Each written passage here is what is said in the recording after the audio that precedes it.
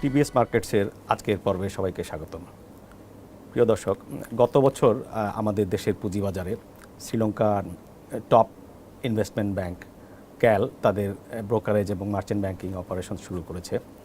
তারা সম্প্রতি বেশ কয়েকটা ভালো ভালো ফোরকাস্ট তারা থ্রো করেছে বাংলাদেশের ইকোনমি, ক্যাপিটাল মার্কেট, বিভিন্ন সেক্টর নিয়ে। ভেরি রিসেন্টলি ওনারা বাংলাদেশের টেক্সটাইল সেক্টর নিয়ে একটি ফোরকাস্ট প্রকাশ করেছেন।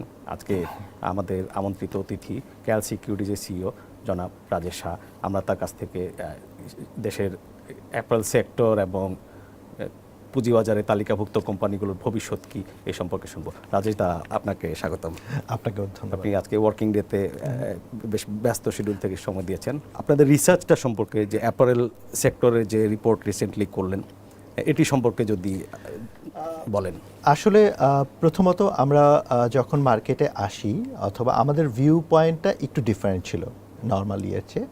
তো আমরা চেয়েছিলাম যে বাংলাদেশের মার্কেটের যে সাইজ অথবা মার্কেটে যারা রিসার্চ করে তাদের থেকে একটু আলাদা হতে। আমরা সেকেন্ডারি মার্কেট অবশ্যই ফোকাসড, কিন্তু সেই সাথে আমরা আমাদের ম্যাক্রোটার উপর একটু জোর দিয়েছি, কারণ আমাদের প্রেডিকশন অথবা আমাদের ধারণা যে বাংলাদেশের ক্যাপিটাল মার্কেটটা বড় না হওয়ার পিছনে একটা বড় কারণ হচ্ছে যে বড় ইনভেস্টমেন্টগুলো বাংলাদেশের টোটাল ক্যাপিটালের যে সাইজ অথবা আমাদের মার্কেটের ওভারলুকটার ব্যাপারে খুব একটা ক্লিয়ার না। তো এই ধারণার উপর ভিত্তি করে যখন আমরা আমাদের ব্রোকারেজ অপারেশন শুরু করি, আমাদের ইনভেস্টমেন্ট ব্যাংকটা 2022 এর একদম শুরু থেকেই শুরু হয়েছে। তো আমাদের ফার্স্ট টার্গেট ছিল আমরা রিসার্চ বেস একটা প্রতিষ্ঠান গড়ে তুলব এখানে। সেইটারই আউটলুকে আমরা আমাদের যে রিসার্চের একটা রিপোর্ট ইনফ্লেশন আমাদের ক্যাপিটাল মার্কেটের উপর, আমাদের ওভারঅল ম্যাক্রো ইকোনমির উপর, ওটা আমরা পাবলিশ করি।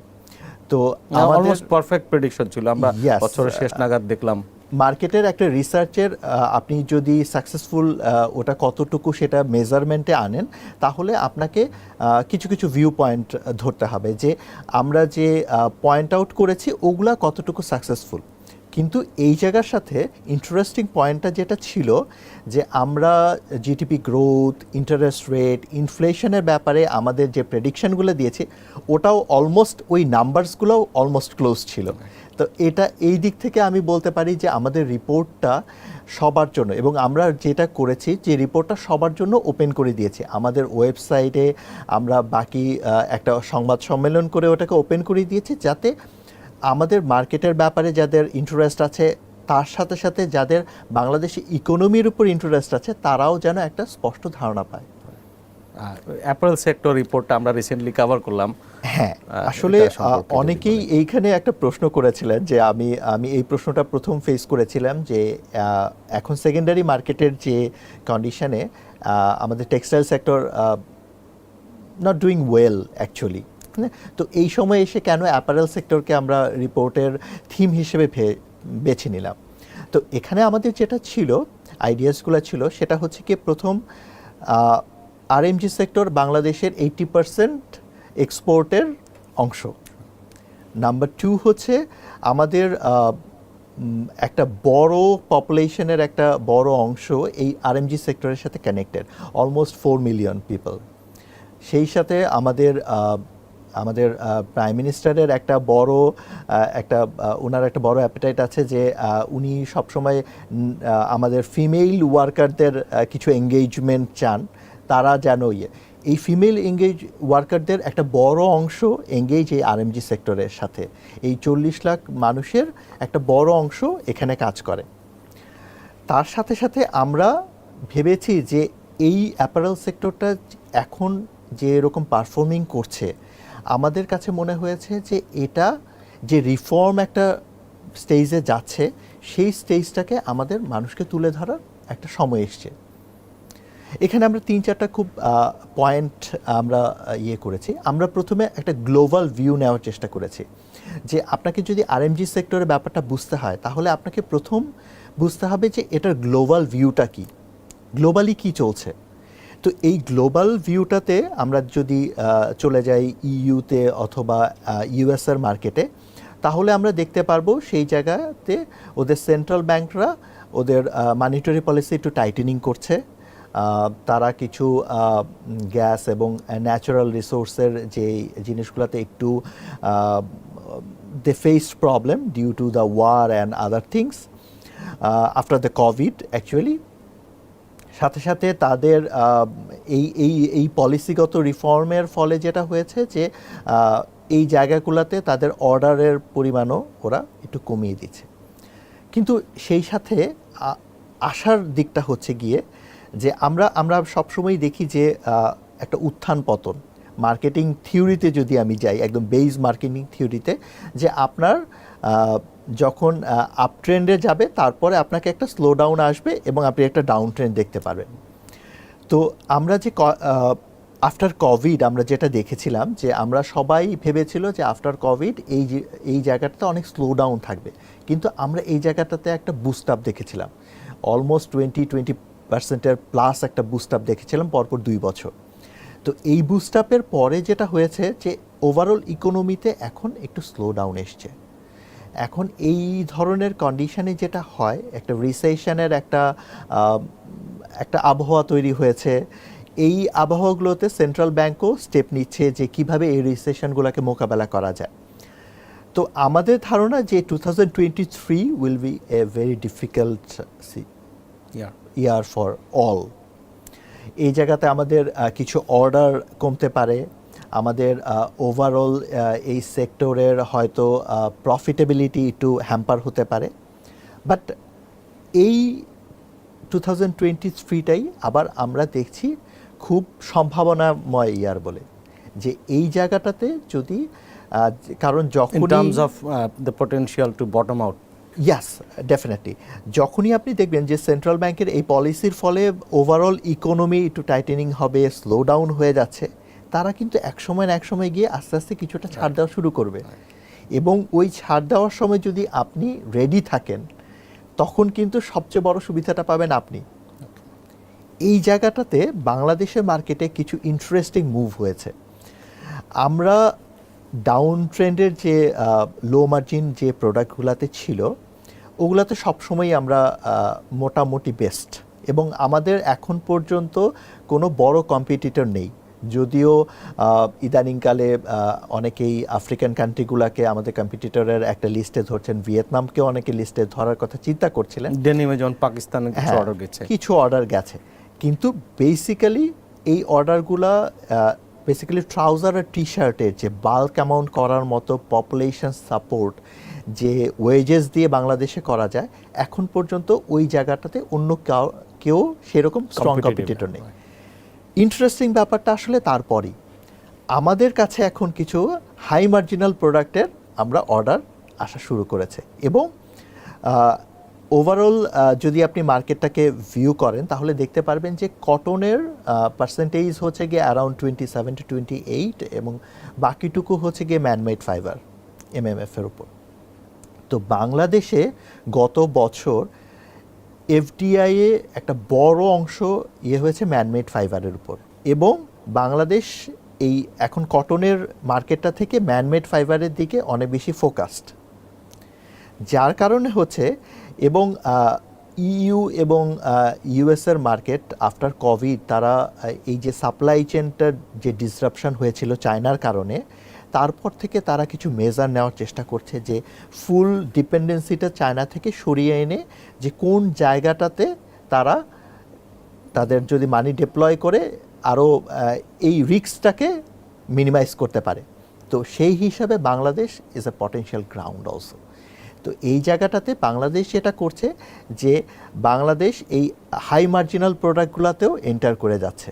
আমাদের ধারণা যে উইদিন 2026 আমরা হয়তো $56 বিলিয়ন ইউএসডি টাচ করতে পারবো। কারণ হচ্ছে কি আমরা ওই মার্কেটটাকে আমরা যদি ম্যানমেড ফাইবারের দিকে যেভাবে আমাদের ফোকাস বাড়াচ্ছি, আমাদের দেশীয় কোম্পানিগুলো ম্যানমেড ফাইবারের দিকে ফোকাস বাড়াচ্ছে, তাদের ইনভেস্টমেন্ট আনছে, এইটাতে একটা বড় অপরচুনিটি ক্রিয়েট হবে। ইন এ নাটশেল বললে যে 2023 সালে মানে স্বল্প মেয়াদি আউটলুক খুব একটা ভালো না, প্রবলেম থাকতে পারে, বাট ঘুরে দাঁড়িয়ে লং টার্ম দেখেন সবসময়ই আপনি যদি আমি জিনিসটাকে খুব পজিটিভ সেন্সে দেখতে চাই যে 2023 is a very challenging year, but আমি এটাকে একটা অপরচুনিটি ইয়ার ধরতে চাই। যে আমি আপনাকে একটা উদাহরণ যদি দেই, যে কোভিডের যে ইয়েটা এসছিল, এটার পর কিছু কিছু ব্যবসা বিজনেস এমনভাবে আপগ্রেডে গেছে অথবা তাদের প্রফিটেবিলিটি এমনভাবে হয়েছে যে এটা হয়তো তারা ভাবতেও পারেনি। ওই অপরচুনিটিটা ক্রিয়েট করে দিয়েছে কোভিডের কারণে। তো এমনও হতে পারে যে এই যে অপরচুনিটিটা আমরা যদি অপরচুনিটি এবং ডেভেলপমেন্টের একটা চান্স হিসেবে দেখি, এটা হয়তো বাংলাদেশের জন্য একটা অন্যরকম একটা সাকসেসফুল একটা কামিং ইয়ারের একটা অংশ হতে পারে। আমাদের টেক্সটাইল সেক্টর তো অনেকগুলো কোম্পানি লিস্টেড আছে, বিভিন্ন টাইপের, একটা মানে খুবই ডাইভার্সিফাইড এবং ফ্র্যাগমেন্টেড বলতে পারি আমরা। অগাস্ট সেপ্টেম্বরের দিকে যখন কি হচ্ছে কি হবে, এর মাঝখানে একটা পটেনশিয়াল দেখছিল ইনভেস্টররা, অনেকে আপনার টেক্সটাইল সেক্টরের স্টকগুলোতে ইনভেস্ট করেছে। বেশিরভাগই এখন আইদার ফ্লোরে আটকা অথবা ফ্লোর তুলে দেওয়ার পরে দাম কমেছে 1% করে কমছে। এখন হয়তো লিকুইডিটি ফিরে আসেনি মার্কেটে। আমরা প্রচুর ফোন কল বা রিকোয়েস্ট পাই যে কারণে আপনাকে আজকে কষ্টটা দেওয়া। যে এই শেয়ারগুলো কি, আপনি তো দীর্ঘদিন ধরে ক্যাপিটাল মার্কেটের সাথে আছেন, এই শেয়ারগুলো যারা হোল্ড করছেন তাদের কি করা উচিত, বা আপনি কি ফোর্সি করছেন যে সামনে এদের মুভমেন্ট কি হবে? আমি কিন্তু প্রথমেই আপনাকে যেটা বলেছি যে অপরচুনিটির সময় কিন্তু আপনাকে বুঝে নিতে হবে যে কোন অপরচুনিটিটা নিলে আপনি সবচেয়ে বেশি সাকসেসফুল হতে পারবেন, এবং আপনার মানি ব্যাক কিভাবে আসবে, আপনি কিভাবে আপনার ইনভেস্টমেন্ট পলিসি গুছাবেন, এই সময়টাতেই আপনাকে নির্ভর করে। টেক্সটাইলে যেটা হয়েছে সেটা হচ্ছে গিয়ে আমরা যেটা কথা বলছিলাম যে 2020, 21, 22-তে একটা গ্রোথ হয়েছে, আনএক্সপেক্টেড একটা গ্রোথ হয়েছে। আফটার কোভিড কোম্পানিগুলো এই ধরনের প্রফিট অথবা এই ধরনের অর্ডার আশা করেনি, কিন্তু ওই একটা অন্যরকম একটা কনসেপশানে দেখা গেছে যে একটু ডিফারেন্ট কনসেপশানে যে ইউরোপিয়ান মার্কেটে ওরাদের বিহেভিয়ারাল প্যাটার্নে কিছু চেঞ্জ এসছে আফটার কোভিড। তারা হয়তো নতুন পোশাক গায়ে দেওয়ার ব্যাপারে যে তাদের অ্যাপেটাইটটা তৈরি হয়েছে, সেটাকে কাজে লাগিয়ে একটা বড় ধরনের জাম্প আপ হয়েছে। সেটার ফলে হয়েছে কি, কোম্পানিগুলো হয়তো এই জায়গাটাতে এর পরে একটা স্লোডাউন আসবে এত তাড়াতাড়ি, সেই জিনিসটা বুঝতে পারেনি। বাট ডিউ টু ওয়ার এবং ডিউ টু চ্যালেঞ্জগুলো যেগুলো চলে এসছে, বাংলাদেশও ফেস করছে, এবং বাংলাদেশ হয়তো খুব শীঘ্রই IMF-এর যে প্রেসক্রিপশন ওয়াইজ আমরা ধারণা করছি যে তেল এবং এই ধরনের নিত্য প্রয়োজনীয় যে জিনিসগুলো আমাদের প্রোডাকশনের কাজেও ইউজ হয়, বিদ্যুৎ, সেগুলোতেও আমরা একটা আপসাইড দেখতে পারবো। যে কারণে আমরা ধারণা করছি যে এই সময়টাতে, এমনকি ইউরোপিয়ান ইউনিয়নও এখন they are struggling about the current and about gas, this kind of things. তারা কিন্তু এই জিনিসটাকে আস্তে আস্তে মানিয়ে নেবে অথবা এর একটা বিকল্প বের করে ফেলবে। তখনই কিন্তু বিকল্প বের করার ফলে যে জিনিসটা কোভিডের পর হয়েছিল, আমরা সেই একই জিনিস আশা করছি। তো আপনি যদি দেখেন আমার বিনিয়োগকারীদের প্রতি, এখনো কিন্তু আমরা ইন্ডিভিজুয়াল বিভিন্ন কোম্পানির কাছে শুনি যে তাদের প্রচুর অর্ডার কাজ করছে, প্রচুর, হয়তো পুরো সেক্টর সবাই একসাথে কাজ পাচ্ছে না সেভাবে। অনেক কোম্পানি কিন্তু খুব হার্ড ওয়ার্ক করছে যে আপনার টাইমলি ডেলিভারি দেওয়ার জন্য। আমি আপনাকে বলছি যে আমাদের কটনের যে ইয়েটা ছিল সেটাতে আমরা সবসময় বেস্ট, আমাদের সেরকম বড় কোনো কম্পিটিটর নেই, কিন্তু আমরা যে হায়ার মার্জিনে গেছি সেই জায়গায় কিন্তু আমাদের এখন এক্সপ্যানশন হচ্ছে। আমরা কিছু আমাদের বেসিক মার্কেট থেকে অন্য মার্কেটে কিন্তু এন্টার করছি, যেটা আমরা ধারণা করছি যে 2026-এ গিয়ে 8% থেকে 10%-এর দিকে হতে পারে। রাশিয়া, তারপরে UAE, আরও কিছু অপ্রচলিত বাজার কিন্তু আমরা ধরার চেষ্টা করছি। তো ওই জিনিসগুলোতে কিন্তু আমার মার্কেট অর্ডার বাড়ছে, প্লাস আমার এখানে যে FDI-তে এসছে ম্যানমেড ফাইবারে, সেইটার অর্ডার কিন্তু আমার বাড়ছে। ওইখানে কিন্তু আমার কোনো চ্যালেঞ্জের, আমি কিন্তু এটা কোনো ডিক্লাইনিং পর্যায়ে নেই, ওটা আমার কিন্তু গ্রোয়িং একটা পর্যায়, এবং ওই প্রোডাক্টগুলোতে কিন্তু হায়ার মার্জিন রিলেটেড আছে। আমরা স্ট্রাগলিং কোথায় করতে পারি, যে আমাদের যে লো মার্জিনগুলোতে সেইগুলোতে আমরা স্ট্রাগলিং একটু করতে হতে পারে। কারণ হচ্ছে কি, due to gas price, due to the electricity price, আমাদের হয়তো আমাদের প্রফিটেবিলিটি টাইটেনিং হতে পারে। বাট ওই অপরচুনিটিটাই কিন্তু দেখতে হবে। এবং বাংলাদেশের মার্কেটে যদি আপনি আমাকে একদম খোলামেলাভাবে বলেন, তাহলে বাংলাদেশের মার্কেটে কখনোই হায়ার ইপিএসের সময় যে কোম্পানিগুলোর যে প্রাইস খুব বেশি আপ ট্রেন্ডের আমি দেখিনি, আমার মনে পড়ে না। আমি সবসময় আসলো ভালো ইপিএস আসলো, তারপরে যে ওগুলা খুব বেশি জাম্প আপ করে সেরকম কিছু না। আমাদের মার্কেট সবসময়ই প্রেডিকশন নির্ভর, যে এইরকম হতে পারে, ভালো ইপিএস আসতে পারে। আমাদের মার্কেট সবসময় প্রেডিকশন ড্রিভেন মার্কেট।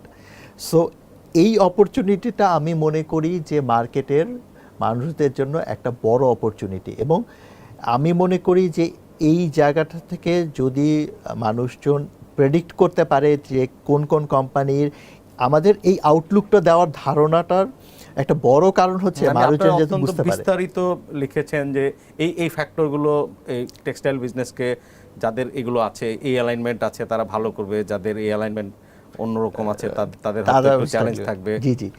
তো এখানে যারা যেরকম আমি কিছু কিছু কোম্পানির দেখেছি, যে স্কয়ার টেক্সটাইল, মতিন, এরা অলরেডি এনভয়, এরা অলরেডি ম্যানমেড ফাইবারে তাদের ইনভেস্টমেন্ট করেছে। তো আমরা আশা করছি যে তাদের পারফরমেন্সও ইপিএসের দিক থেকে তাদের গ্রোথ রেট অনেক ভালো হবে। তো এই জাতীয় জিনিসগুলো যদি মানুষজন একটু বিশ্লেষণ করে এবং এই জায়গাটা থেকে ডিসিশন নিতে পারে, কারণ আপনি যখন আপ ট্রেন্ডে থাকবে তখন it's very difficult to find out or return back. আপনি বড় ধরনের রিটার্ন পাওয়া সে সময় আশা করতে পারেন না, অথবা বড় ধরনের রিটার্ন হয়ও না। আপনাকে খুঁজতে হবে যে ডাউন ট্রেন্ডে কোনটা আপনার জন্য সবচেয়ে বড় অপরচুনিটি, সেটাই আপনাকে সবচেয়ে বড় রিটার্ন দিবে। রাইট, মানে মার্কেট বা সব আউটলুক ঠিক হয়ে যাওয়ার পরে নিশ্চয়ই কমের চেয়ে অনেক বেশি দামে শেয়ারগুলো কিনতে হয়। হ্যাঁ, আপনি যদি ডেভেলপমেন্ট কান্ট্রিগুলোর দিকে দেখেন, ডেভেলপমেন্ট কান্ট্রির জিডিপি গ্রোথ কিন্তু সেভাবে বাড়ে না। বাড়ে কোথায়? আন্ডার ডেভেলপমেন্ট কান্ট্রি, বিকজ তাদের একটা বেস কিন্তু ক্রিয়েট করা, যে তারা হয়তো তাদের performance level not zigzag type, যদি আমি বলি, তাদের পারফরমেন্সটা হয়তো 19, 20, 21 এর বেশি না। কিন্তু আমাদের এখানে এই জিনিসটাতে একটু তারতম্য হয়। আমাদের দেখা যায় যে এই যে অপরচুনিটিগুলো ক্রিয়েট হচ্ছে, এখানে দেখা যায় যে অনেক শেয়ার এমন প্রাইসে চলে আসছে যেটা আসলে খুবই আনএক্সপেক্টেড, অথবা এখনও আছে। আপনি যদি এই জায়গাটা থেকে এই অপরচুনিটিটা হয়তো পাচ্ছেনই ডিউ টু ওয়ার, এই যে রিসেশনের একটা এনভায়রনমেন্ট ক্রিয়েট হয়েছে এই জন্য। সুতরাং এইটা আপনার লাইফ টাইম অপরচুনিটিও হতে পারে, যে আমরা যেটা এক্সপেক্ট করছি 2024। Thank you so much. এখন আমাদের ম্যাক্রো ইকোনমি নিয়ে আপনারা 2023 সালে কি ফোরকাস্ট করছেন? আমরা আমাদের ম্যাক্রো ইকোনমিটা খুব শীঘ্রই আমরা ম্যাক্রোর উপর কাজ করছি। আমাদের 2023টা তো ম্যাক্রোর ব্যাপারে আমরা ওভারঅল নট নেগেটিভ, বাট এটা আমরা সবাই জানি যে 2022তে যে ওয়ারটা শুরু হয়েছে, অথবা এই বছর আমরা আইএমএফের লোন নেওয়ার ব্যাপারে কিছু স্যাংশন হয়েছে আমাদের। তো এই জন্য কিছু টাইটেনিং পজিশনে আমাদের যেতে হবে। সেন্ট্রাল ব্যাংকেও ওভারঅল গ্লোবাল ভিউর সাথে আমাদের অ্যাডজাস্ট করতে গেলে আমাদের কিছু টাইটেনিং যেতে হবে। আবার আইএমএফের কিছু প্রেসক্রিপশন আছে এই মনিটরি ব্যাপারে। তো ওই সব মিলিয়ে আমরা কিছুটা চ্যালেঞ্জিং ইয়ারই আমরা ধারণা করছি, যে কিছুটা বেশি চ্যালেঞ্জিং ইয়ারই আমরা এই বছরটা পার করব। কিন্তু একই সাথে এই চ্যালেঞ্জিং ইয়ারটাই হয়তো আমাদের বেস ডেভেলপমেন্টের জন্য অন্যরকম একটা কাজ করবে বলে আমার ধারণা। ক্যাপিটাল মার্কেট ফোরকাস্ট কি আপনার? ক্যাপিটাল মার্কেট ফোরকাস্টের ব্যাপারে আমি কিছু আমি সবসময় অপরচুনিটি দেখতে ভালোবাসি। আমি সবসময় বিশ্বাস করি যে ক্যাপিটাল মার্কেটে আপনাকে রিটার্নের যে কথাটা বলছিলাম, রিটার্নের সর্বোচ্চ আপনি পাওয়া সম্ভব যদি আপনি অপরচুনিটিটাকে কাজে লাগাতে পারেন। আমি মনে করি এখন ক্যাপিটাল মার্কেটে খুব বড় একটা অপরচুনিটি ক্রিয়েট হয়েছে, এবং এই মার্কেটে বড় ইনভেস্টমেন্ট আসবে, এবং অথবা এই মার্কেটে বড় ইনভেস্টমেন্টের একটা ক্ষেত্র রেডি হচ্ছে।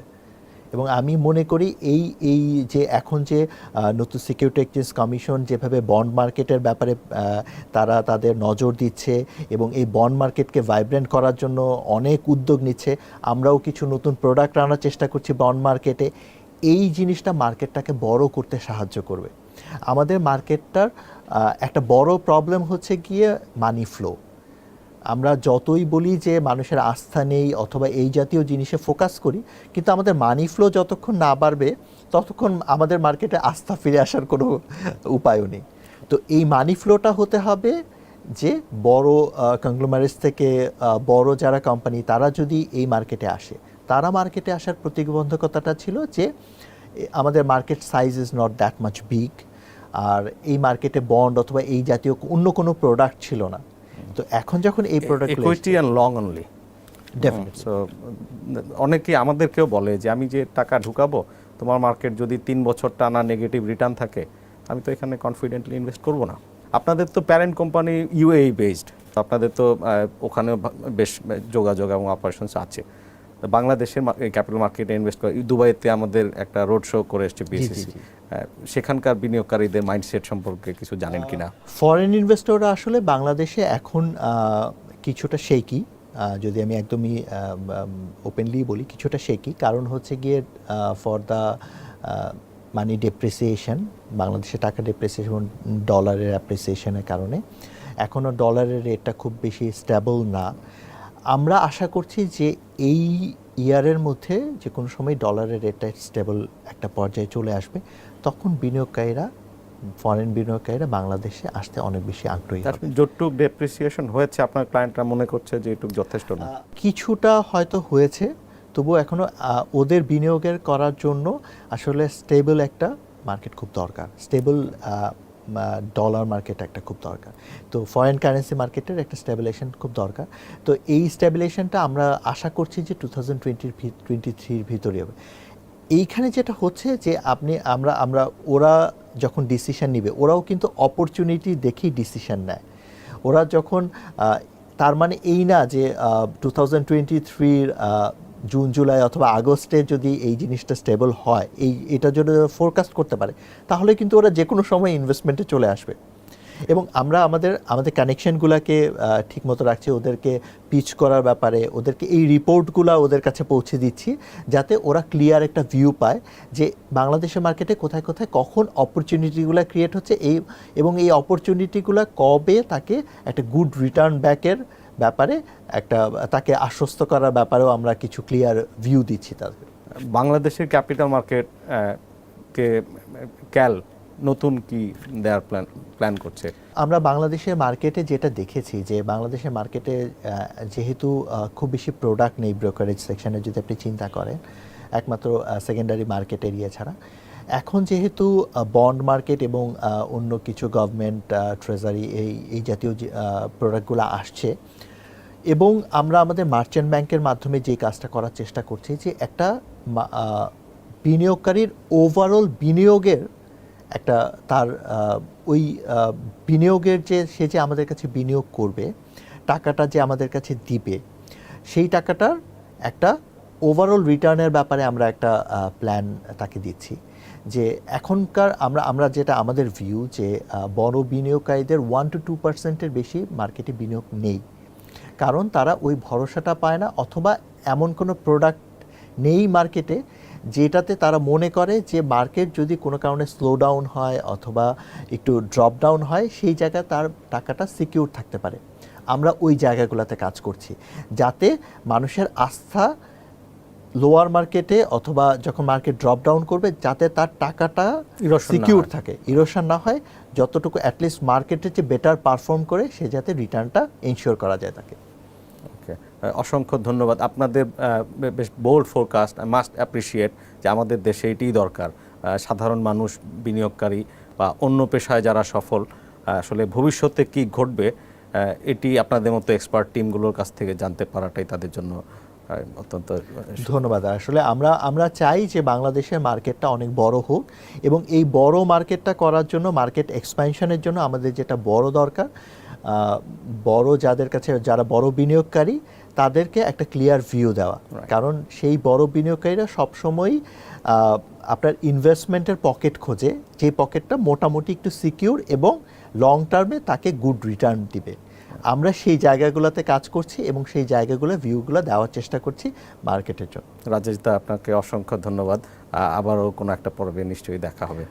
আপনাকে অসংখ্য অসংখ্য ধন্যবাদ এবং যারা দেখছেন তাদেরকে অসংখ্য ধন্যবাদ ক্যাল সিকিউরিটিজের পক্ষ থেকে।